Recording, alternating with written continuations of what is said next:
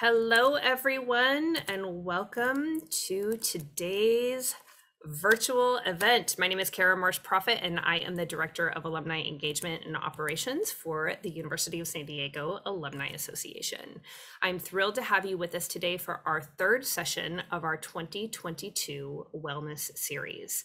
Today's session is co-hosted by the University of San Diego's Alumni Association and School of Leadership and Education Sciences. The mission of the USD Alumni Association is to engage and enrich the Torero community for life. Today's program is rooted in the desire to offer meaningful ways for our community to stay in touch and learn from one another. We know how strong our USD network is and hope these types of virtual opportunities will continue to strengthen the connection while bringing value to our lives. A few housekeeping items before I pass off the microphone. We are using Zoom webinar today and have activated the Q&A function for you to pose questions to our presenter throughout today's session. Today's session is being recorded and will be posted to the Alumni Association's YouTube channel next week. Without further ado, I would like to introduce today's facilitator, my colleague, Amanda Gonzalez, who will be introducing our featured speaker today. Amanda, take it away. Thank you, Kara. Hi, everyone. My name is Amanda, as Karen mentioned. I am the Assistant Director of Alumni Relations for Souls. And so I'm excited to bring this presentation to you today featuring one of our Souls alumni, Anthony Lay. Lay is spelled L-E as in life and empowerment, and Lay as in legitimately your go-to friend and guide in this journey, especially in this next hour. He is led by his calling to awaken the inspirational and powerful presence that resides in all of us. He is a driven leadership consultant, coach, and trainer on a mission to empower people in their lives and leadership paths from all walks of life. He graduated with his master's in leadership studies and has a certification for leadership coaching from USD School of Leadership and Education Sciences, or SOLS. And while he has his master's in leadership studies, his secret sauce of creating results in people is through his no BS and compassionate leadership and coaching style. He embraces the power that comes from our authenticity, the joy from being present in life, and the excitement of life knowing, so it is or something better. He has shared his excitement and kept on posting on his IG, and for the main reason he loves being with his soul's mates. So I invite Anthony to join us. Hello, thank you, Amanda. For those who are wondering, I wrote that. I love my dad jokes, and if you do see Amanda, make sure you give her props and applaud her for following through with those jokes. It is an honor to be here with you all. Let me just go and activate my screen so I can share this. I'm really excited to be here. A little nervous because I get to really spend some quality time with my soul's mate and my Torero community. USD has given me a lot, and so it's definitely a blessing to be here. And I'll talk a little bit more about that too. And so, as you heard the intro, that is me. And there you go. Did that work? All right. And this is also me, right? I made myself into a meme earlier this year just for the heck of it. When you decide to make yourself into a meme, and then also when you question yourself and your life decisions. And that is a really big part of this because the conversation is about personal leadership and empowerment. And I think there was so much more work that has been done for me and within me in these past year or two that I wanted to be able to share this, especially in this month of May, which is also Mental Health Awareness Month. In addition to those, I'm a meme, this is also me.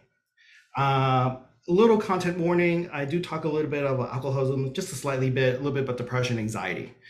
And I wanted to share this a little bit because this is my personal story. And just imagine, not too long ago, in summer of 2019, just imagine me walking to the cupboard, pulling out a bottle of whiskey and taking a swig, going back to my Zoom meeting. This is even before the pandemic, and just being incredibly angry, incredibly just frustrated with everything that was going on in my life, right? With work, with my boss.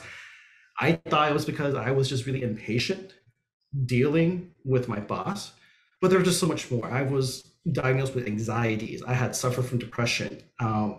Anger just seemed to be just spurting out left and right. I was just projecting onto things, onto people, onto my boss.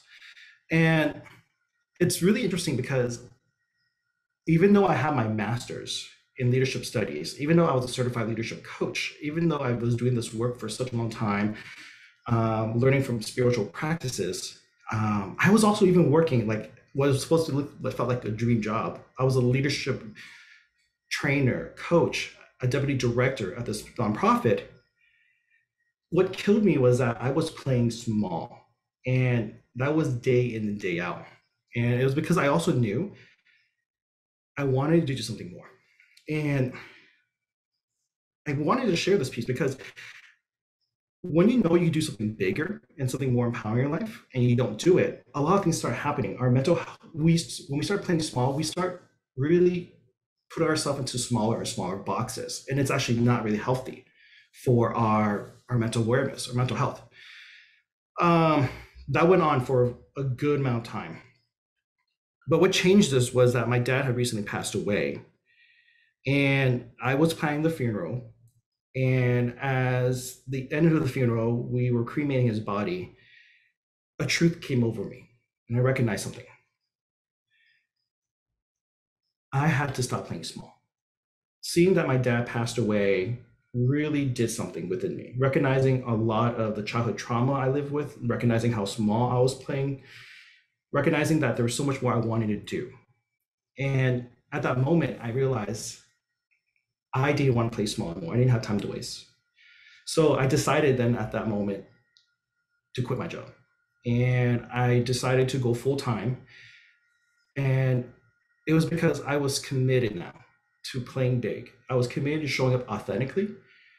And that gave me, I guess, a no way out in terms that I get to play big. Because, I mean, I knew that I was playing small. I wasn't happy. My mental health was just not there.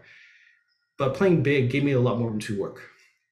And from that moment, I seeked out guidance, wisdom. I picked up therapy, and I learned a lot of new therapy practices and strategies. I learned from new coaches, and I also seeked out men who were grounded in their masculinity, who were healthy, who were overcoming their own toxicity. I learned a lot of these new skills, became certified also in neuro-linguistic programming or NLP. And I did all this so that I could do the work I'm doing today, which is being here with you all, which is coaching, which is helping people really step into their own inspiration. And when I say inspiration, I'm not a motivational speaker. I don't like that term. But when I say inspirational, I mean like tapping into your own spirit, being inspired by something that's greater, that's yours, that's authentically true to you. Because I made that decision, because I recognized I was playing small and I decided no longer to play small, I get to do what I'm doing today, right? I get to be here with you all, and I get to share some wisdom I picked up working with my clients. And there are going to be wonderful stories I want to share. And it has been a dream to be able to do this. Has it been difficult? Oh, yes. But someone once told me this too, right? The leave a path of resistance, right? We want to go over that path sometimes. But for me, playing small, I was resisting life. When I chose this path, I felt like I wasn't resisting life anymore. And I felt really much empowered and took on personal leadership to move forward in life. And so today I wanted to share a couple things. One is three insights. My bad, my apologies. The book, right? I have icons to help me out to remind this myself. The agenda is very simple. I want to encourage you all to take any learning that you have, whether it's one thing, two things, three things, and take that with you, let it resonate, and let us see how it can really add flavor to your day, into your life. That is my hope. That is why I'm here.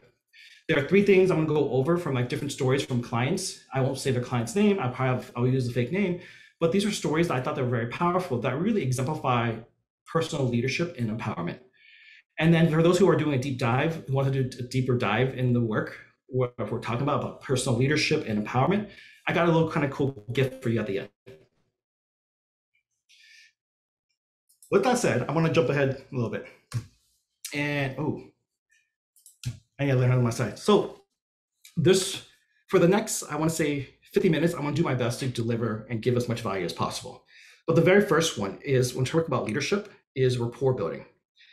Now, when we talk about rapport building, we're talking about relationships. A lot of time we think about you, yourself, and someone on the external. But a lot of times we don't talk about rapport building in terms of our rapport with ourselves. So one of my clients, we're gonna call her April, just because I actually did work with her in April, the month of April, not because that's her name. She was working for a DEI, diversity, equity, inclusion leader. And it was interesting because she was this Latinx amazing person, the person that she was working for, but she was also really toxic.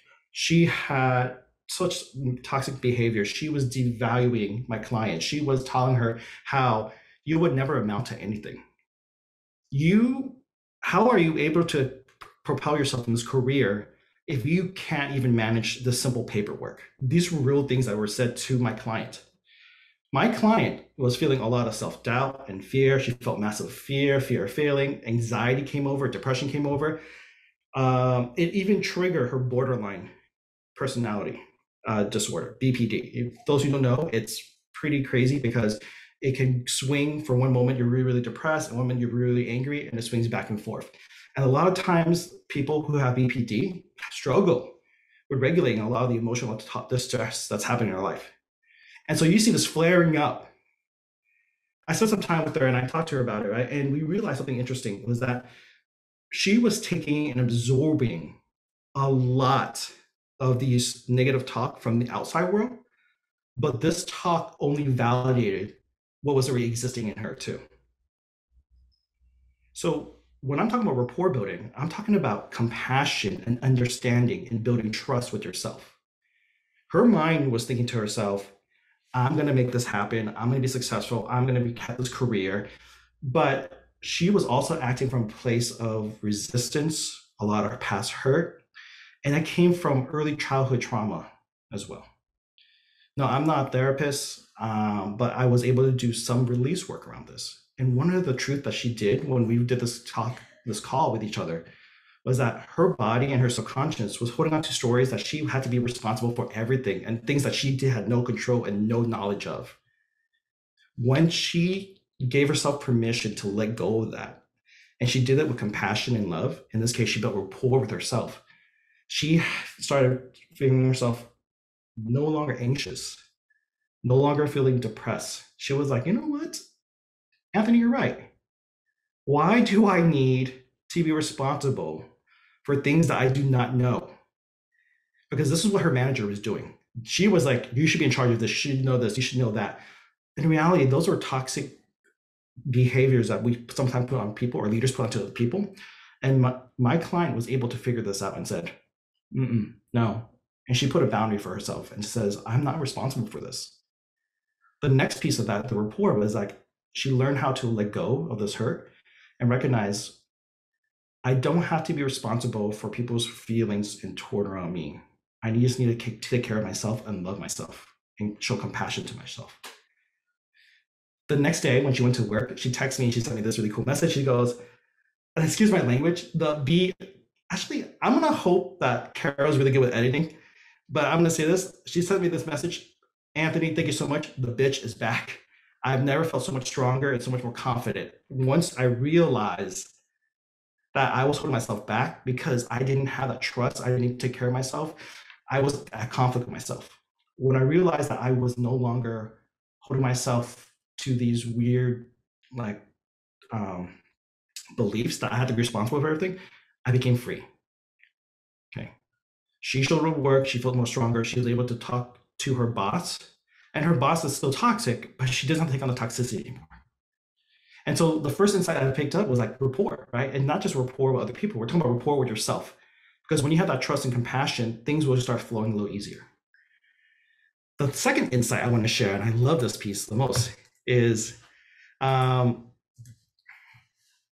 on, there you go.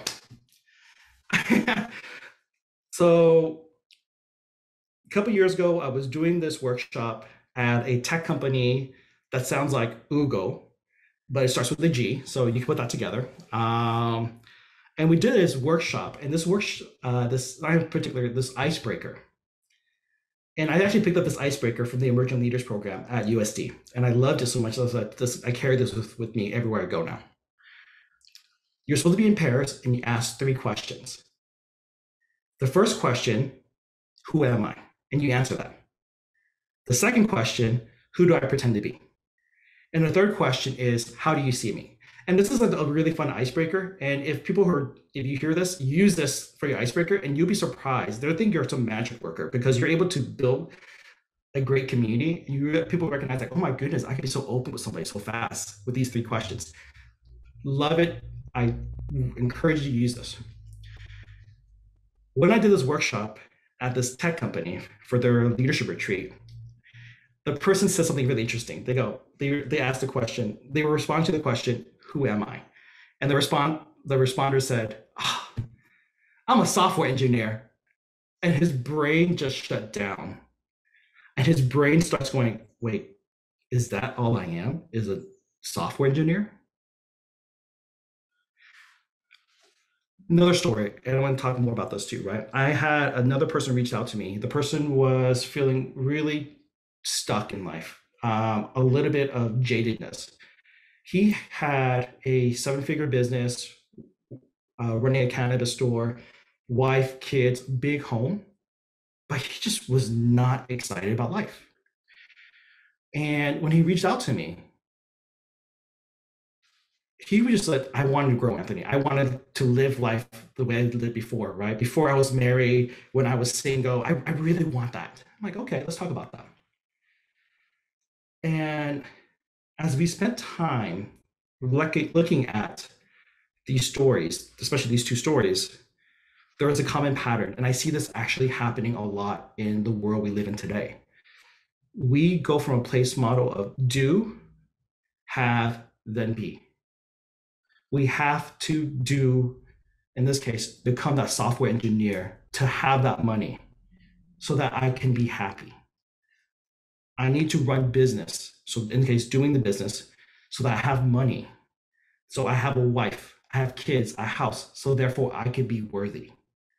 A lot of us function from this model. And something that I've learned from this model is that it becomes very toxic very, very fast. Or it leaves you in this weird trap where you're saying, I'm doing exactly what everyone tells me to do.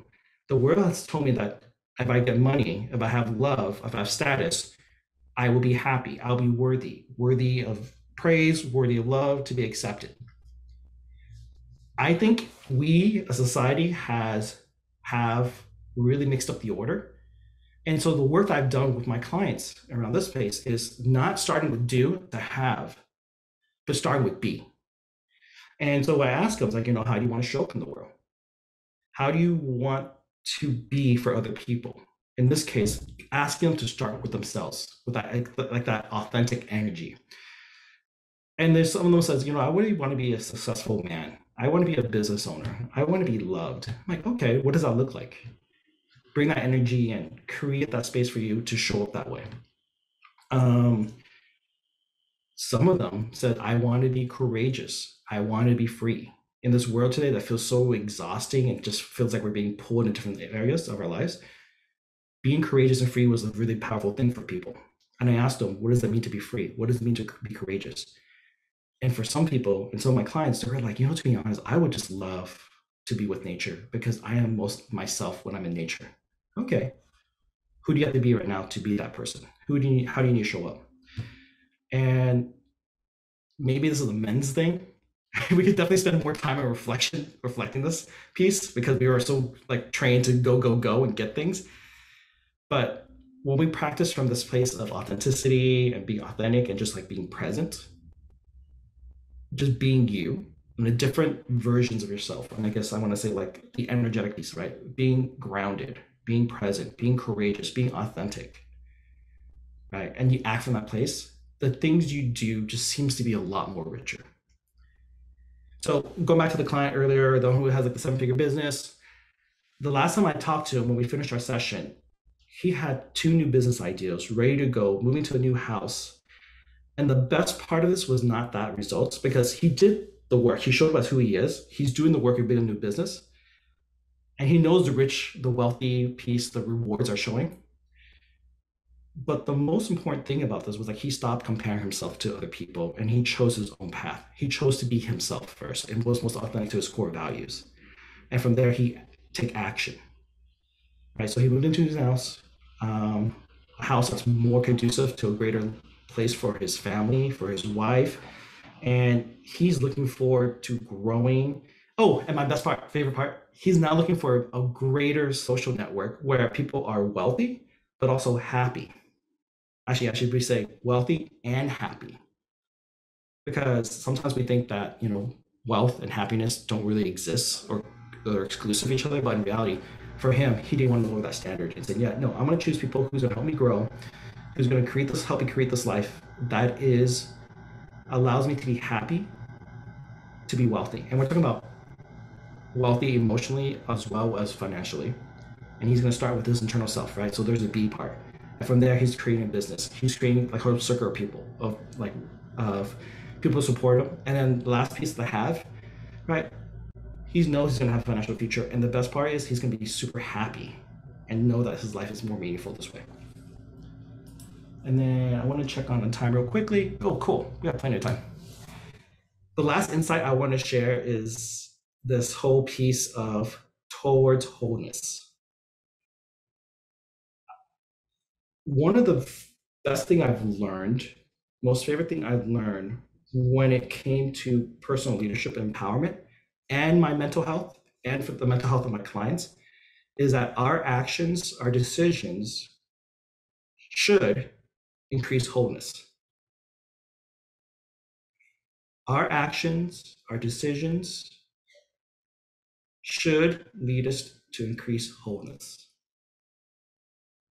And the reason why I say this too is because I've studied Ignatian spirituality, right? So like a little kind of like corner of the Catholic world with the Jesuits. I learned a lot, and they have a practice called discernment. And when they talk about discernment, they talk about are you in a place of consolation or desolation? And consolation is moving toward God. Desolation is moving away from God. And this practice applies to that too, right? It's like, are you moving toward wholeness, to oneness, or are you moving away from oneness? And so I do this study because I want to make sure that the language is very inclusive and make it more accessible to people. Because my work is to help people move toward oneness, right? And what does that look like? Living toward your purpose, finding more joy in your day. And please keep this in mind. It's not about being happy all the time, but doing the right thing. And my belief is this part is doing the right thing is out of love. Love for yourself, love for the people around you, love for your community. I'm a big believer of this is that when you let love guide you, things just make sense a lot more. And when you move toward that love, it brings more to wholeness of yourself, wholeness to a family, wholeness to a community. And so whether you subscribe to Catholic religion or the Jesuits, I love the Jesuits. They have great disciplines, or Buddhism or Hawaiian spirituality. And by the way, I've been doing Hawaiian spirituality, learning more about that. And towards the wholeness and oneness, that came from Hawaiian spirituality. And I start putting these pieces together to make sense of the world. Our actions, our decisions should lead us toward wholeness.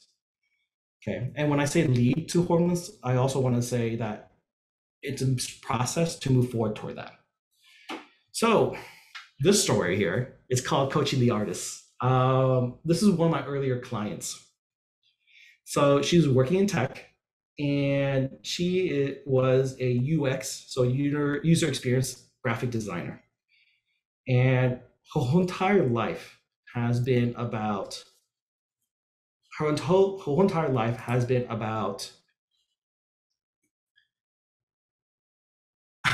my apologies, I forgot that we have the Q&A portion. I'm going to make sure I go back to that. There is a Q&A, and if you have a question and want me to repeat something, just message us there, and I'll make sure to spend some time at the end to go back to that. But I want to go back to the story again, to the UX designer.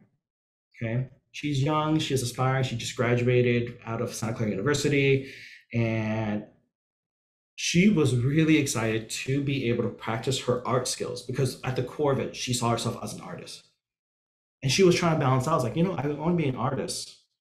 I still got to figure out how to meet my financial need. She was very lucky. She got a chance to work for a tech startup, and she was able to practice her art skills. So we spent some quality time to like do UX design, just creating that experience for people. When she came to me, she felt empty. You see this theme a little bit? She felt kind of split up or just like kind of like torn in a different direction. The situation was this. Whenever she tried to get work done, and this is for the sisters, those who've been marginalized, let me know. I don't know if you can, right? But if you feel this, let me know. Find a way to let me know. I'm not sure how we can do that, but a man would talk over her, devalue her.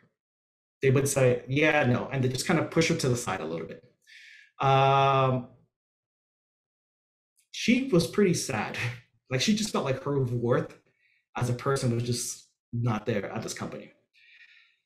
When we spent time doing this coaching work, we recognized a couple of things. One is that she wanted to be an artist. But two, when I asked her, like, how do you want to show up for work? She goes, all honesty, I love being the whimsical, charming, like playful self. I want to be able to just like be playful, kind of like just prance around and have magic everywhere I go. Kid you not, this is what she said. I'm like, okay. And I know the tech world will be like, I don't know how you're going to do that. Right. But I kept that to myself because I was curious and more tapping into her own personal wisdom. And I say, okay, well, what will help you show up this way? And she goes, well, my direct supervisor is a jerk. But the supervisor above him, he's a great friend. He's an ally. He's very supportive. I'm like, okay, why did you bring that up? And she goes, he allows me to be the playful, charming self that I see myself to be. I want to step into my femininity and I want to be able to like just be me. And I also want to be a good leader. And I really want to be able to like help the company make great decisions and help guide the experience. I'm like, okay, so why did you bring up the boss of your supervisor? And she goes, I think I could work with him. I'm like, okay, that sounds great. So tell me more. And she goes, well, because he really encourages us to be true to ourselves, and I want to be this person, I can ask him for support and help. I'm like, okay, does that devalue you in any way? And she goes, no, I don't think so, because he actually gives me space to be who I am. I'm like, okay. So she made a decision. She said, okay, I'm going to be myself, and I'm going to ask for support for the allies that will help support her in her growth in her career. Long story short, I love this piece. And I think sometimes I feel like it's kind of like it's vindication, retribution, I feel like. She got promoted. She had a direct report. Because she had practiced being herself and authentic, and she also got support from her manager initially, she was leading meetings as if she was owning the space. She felt powerful. She felt like she could lead her own way. She didn't have to feel like she was stepping away from herself by taking on a different persona. That wasn't her. She was genuine, she was fun, she was charming, and she was able to lead her company. I think the best part was like the person that she got promoted over, which was a supervisor, got fired not too soon after that. Why? Because when she showed up and they had a compare and contrast moment at that moment, they go, oh, that supervisor is toxic. He's not good for the company. Gone. She got promoted. The guy got left. She had support initially, and after that, she started running like and being toward herself, integrated, and courageously leading. Now, where she's at today, I love this. She went after she was done with that. She actually went to London. She's now studying art and fashion. I think she's at FIDM now. I might be wrong. Right, Fashion Institute of Design and Marketing. I forgot the M for FIDM. But that's a big chunk right there, right? And that was because she moved toward wholeness. So, quick pause there, a really second. And I wanted to say, like, these are 3 stories. These are personal stories that was about personal leadership and empowerment. Those who are souls who took in leadership studies, higher education leadership, or nonprofit leadership, we talk a lot about adaptive leadership. And a lot of that piece, one big chunk of it, right, is like connecting with the people, right, and building that relationship with yourself, with other people. And you can learn from that to build a relationship with yourself. And this is personal leadership, right? Raising the temperature a little bit to be able to take those courageous action. That's leadership for us. Building that relationship with yourself, right? And some people say, get political. In this case, I would say get compassionate with yourself. That's part of leadership. And it's very much aligned with this idea of how the world is moving toward this new idea of what leadership looks like. So with that said, I want to check on time, make sure I'm good. I want to do a recap. And then I'm going to do one more story. But before that, I wanted to talk a little about this gift I wanted to share. So Amanda, Kara, please forgive me, right? This is, I wanted to offer this gift. I should have checked in with you, but this is something I love doing. And let's see here. This gift is, I do clarity calls with folks. And I spend some time, about an hour, and we just talk about what you're working on. And I just spend time listening to you, understand your story, where you're at, and help you navigate this. I was thinking a lot more, it's like, how do I deliver and add massive amount of value, right? And I hopefully, for those who listen to the stories, you've found some wisdom, some insights that'll help you out. And then for those who are like, I might need something more personable, something more customizable, right? I want to offer this as a gift. And so my gift to you all is like, I want to do a clarity call. And the clarity call is just my way of to get a strategy, a map for you, see what you can do next in life. If you're getting stuck somewhere, I would love to support you by focus on you and seeing what you need. This brings me a lot of joy. I think people do these things sometimes, right? There's a value of like $300, $500, right? For the USD community, for you all, this is for free because one, I love souls. I love USD. And I still today can't express how much I am in debt in terms of how much USD has given to me. It was this transition period. If you were there when I was there, you would see me at 7 a.m. in the morning, just working and just getting as much information as possible, learning from great mentors. And this is like my little small gift to give back to our community. I know that USD has a coaching program, right? And they do this too. They seek it out and say, hey, go find a coach to help you with this piece. Guess what? I'm coming to you all and say, hey, I want to be here to help support you. So there's a QR code. And if you want to, just take your phone, scan really quickly, and then just find some time on my calendar. I've opened only a little bit of amount of spots just because I do have to focus on my other clients. If you're on this right now and you're like, you know what, I gotta take a little bit of time, just email me too, right? And we'll find some time for you. If you really would like to say, hey, I'll love to chat. This is the best way I know how to serve the community. This is the best way to give back. And so I want to offer this. And I cannot express enough how much I love the community. And if I could do it this way, it would be an honor for me just to serve you all. Now, I'll give you a moment just to do that real quickly. That's very generous, guys. Thank you, Gisela. I see that message. Thank you so much. Yeah, I grew because people's time was given to me. I am so grateful that I can do this today, just being here with you all, and then to offer this too.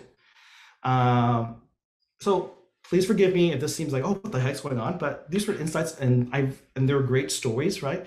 But it's like kind of like listening to a podcast. Sometimes it's just nice to be able to hear your story and navigate. And so hope you take up this opportunity. All right, I'm gonna switch over the slides in 10 seconds. So if you need to do a QR code or scan this, let me know. Oh, actually, it's kind of funny because this is on YouTube. So I guess you can go on YouTube afterwards and see that's still available back later on. Oh, that's a nice hack to do. Okay. So, recap.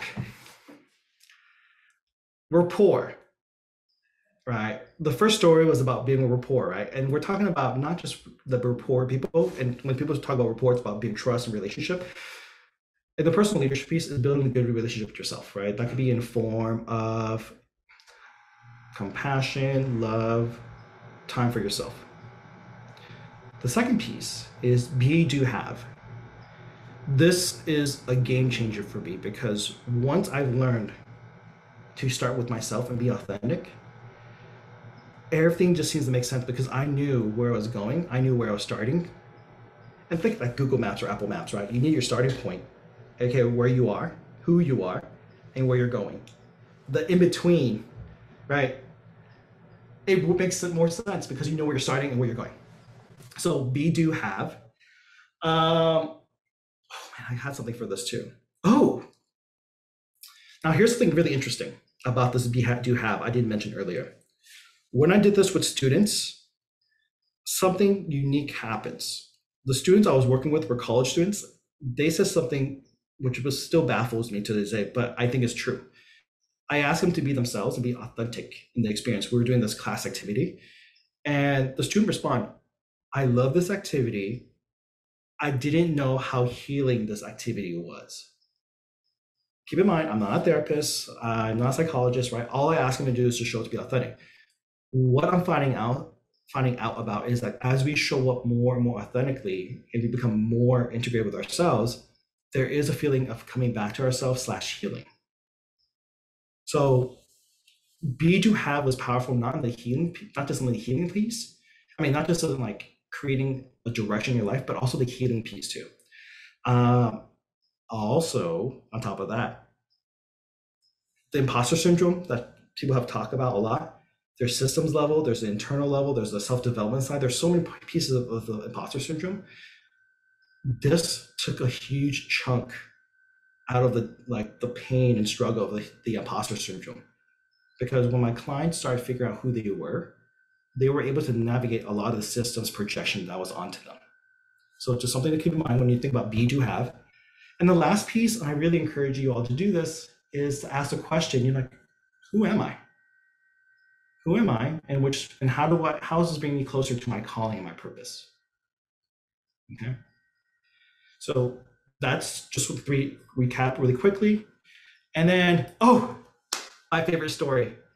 And I hope that this inspires you a little bit too, right? And after that, we're gonna spend some time on like some Q&A or just chatting a little bit, if we can. Is this Boston? I had a client who reached out to me one day, and she was crying. She was living with her boyfriend. Before that, it's like she had injured her wrist, her right side. Then as I healed, she injured her wrist on the left side, and she was working in a biolab, right? And she had to do a lot of tests, and she was like, I can't work anymore because both my wrists is hurting on and off. Her boss just didn't seem to value her. There just seemed to be no way to move forward in her career. She felt stuck. And she loved her boyfriend, but for some reason she felt stuck there as well. So when she finally came to me, it was just nonstop crying, and she just could not figure out what was wrong with her life. I did these 3 things. I asked her, I was like, what is it you really need for yourself right now? What do you need to do for yourself? And as she slowed down, she goes, well, I've been really pushing really hard. These dreams I had to be a author of a paper, to have this directorship of a lab, right? Just felt so not me. And I'm like, okay, so what is it? And she goes, well, I thought I was a failure. And she says, I'm not a failure. So she's built with the rapport. She showed herself a little compassion, and she starts saying, okay, this is a learning lesson. What can I learn from this? We spent some time going back to connecting. What is it you really want? Who do you want to be? How do you want to show up in the world? What's the energy you want to bring? And she thought about that. And she was like, I really love science, but I don't think I could do this in the SF Bay Area because it just seems like I'm not thriving. I don't feel like I could be myself. Like, okay. So from a place of you are thriving, you filled with joy, energy, and contributing to the world, what's coming up?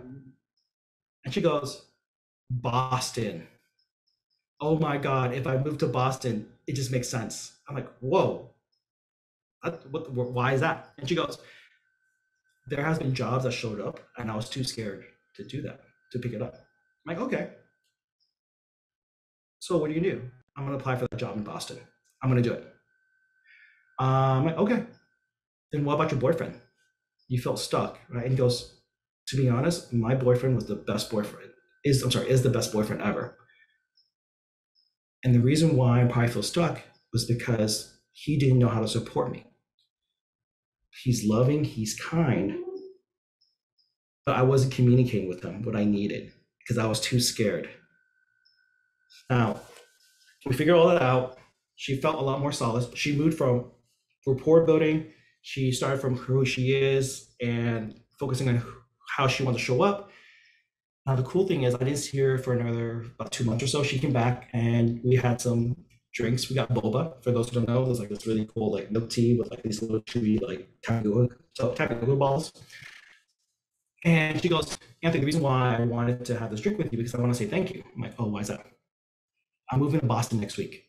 What? Yeah, I got a job, the best job I can have, pay increase, an additional 30,000, dream apartment, the most beautiful place, and more than ever, my boyfriend, I know he's the love of my life. What he did that day was help me unlock and just be present to what was available and be true to myself. So she stepped into courage. And all of it was helping her move toward wholeness. So I wanted to share that story because that was a really exciting story.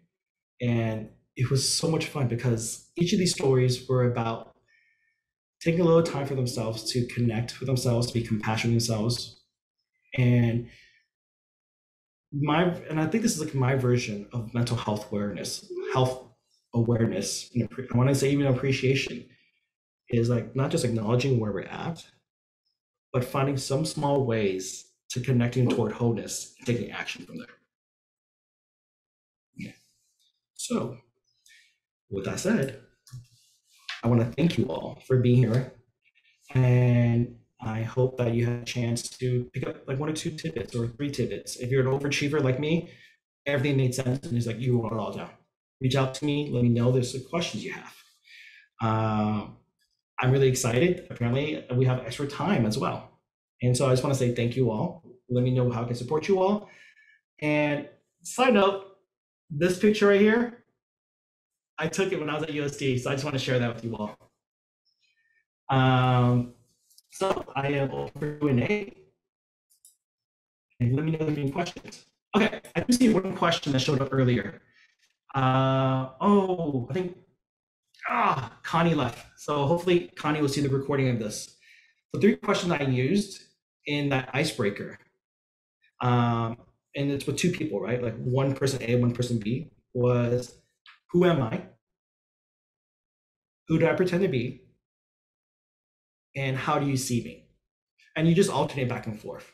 You do that within 10 minutes, you'd be surprised. They think you're a magic worker. They're like, oh my God, how did you get us to like open up so fast? I'm like, you did it. I just give you a question and create space for you all. If you're souls people, boundaries, authority, roles, responsibilities, and tasks. I just created the boundary piece. They took the role and they took the task at hand. Okay. That's all I got today. So thank you all so much. Any questions?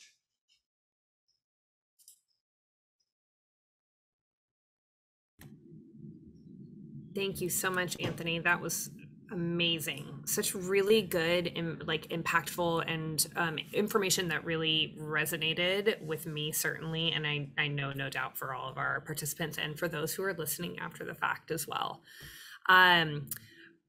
Anything else? Amanda, do you want to chime in? Just also to express thanks to Anthony for sharing all of this with us today. Yeah, I love that. And how generous of you to be offering those 1 hour sessions as well. Really kind. I actually I got my QR code out. I'm like, I want to book a session. Sign me up. Yes. Oh, it's so exciting. I'm paying it forward because when I did the coaching sessions and the certification program, that my growth as a coach, a good foundation of that was because I had mentors like Dr. Zachary Green, or the encouragement of like, go out, find a coach and ask them to help guide you, right, in the practice. So I've had another person, a former alumni, who asked me to spend some time with not incoming, but like a graduating student, right? And I'm like, I love that stuff, just to spend time, because that's just little pieces of that journey I get to be part of. So thank you. Yeah, time is so incredibly valuable. So we appreciate for all of you listening in. Thank you for spending your time with us and with Anthony. Anthony, I didn't mention this to you in our prep, but like we love highlighting alumni who are doing really good work in their communities, in their boardrooms, and their family rooms. And so it's been a complete honor to hear from you for this past 40 minutes or so. So thank you. Thank you. I didn't know how fast I could go through this, so thank you all for your time and patience as well. Absolutely. I do have an exit slide. We have one session left in our wellness series for 2022, and that is next Wednesday, same time, same place, May 25th, with featuring Amber Sutter about performance beginning with consciousness. So please do join us for next Wednesday's session. We also, just an FYI, I'm recruiting. We have open positions at the university and specifically in the Office of Alumni Relations. So if you are interested in working on campus at USD, immersing yourself in academia and doing this work, please check out jobs.sandiego.edu for these opportunities as well as others that are available at the institution. So thank you all. Have a beautiful day. Go forth and conquer and take good care of yourselves.